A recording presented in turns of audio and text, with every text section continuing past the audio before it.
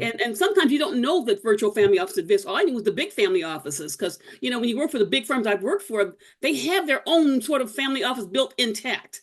But Yeah. when it comes to that market, the area where I was, I didn't have that access to them. So, but then because I didn't have the billionaire clients, I had good clients, millionaires, but I didn't Yeah. have billionaires. I mean, a lot of we live in the market of millionaires, so we get used to it. But you don't have that opportunity to meet that level. And he's right. Your compliance officer has to approve the fact that you're going to meet with an attorney. And Yep. because I would go and I would tell them when I'm going to go meet with the attorney to help the client get the trust documents together. And they want me to shove this product on that person before they make that decision. And your heart is in your hand.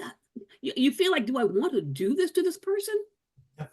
You know, look at the risk I'm putting. I'm going to put him in all that same bucket of products just so that he gets a bigger bonus.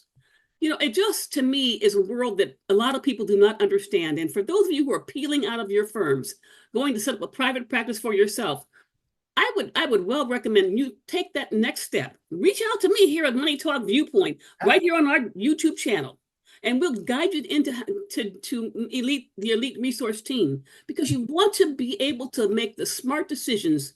Because whether it's your mom or dad, because they own a business, or your uncle who owns a business, or you've met that mega client that has 25 million, and now you want to run to your boss who's going to snatch it out of your hands to shove it down there. That's what they do. I Right. believe me. I bring the big accounts into the house. They would snatch it out of my hand and give me a lead for some bread and butter account. I got to share this with you, Stu. I got to tell you this one. Yeah. They did me one time. They shoved me a lead for a bread and butter account. Now, I lived in Lake Forest, which is very exclusive. You know the town. It's a very, very exclusive town. And I knew by the address, this is not, the guy's house was like about $8 million. I knew darn well this is not a bread and butter account. I said, it's probably his nephew worked for the company. He gave him enough to do an IRA, and that was it. But as soon as I met the client, it's like my firm, my management team wanted to make sure that the client thought I was a horrible person and incompetent and didn't know my name just to move the account. And that's not uncommon because they want to see that account with tons and tons of their product because that's how. And listen, our goal is not to tear down firms. That we're not doing that.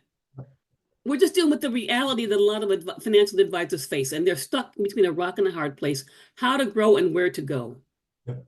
And we're going to recommend, and I'm going to stand by this one because this is a whole new world.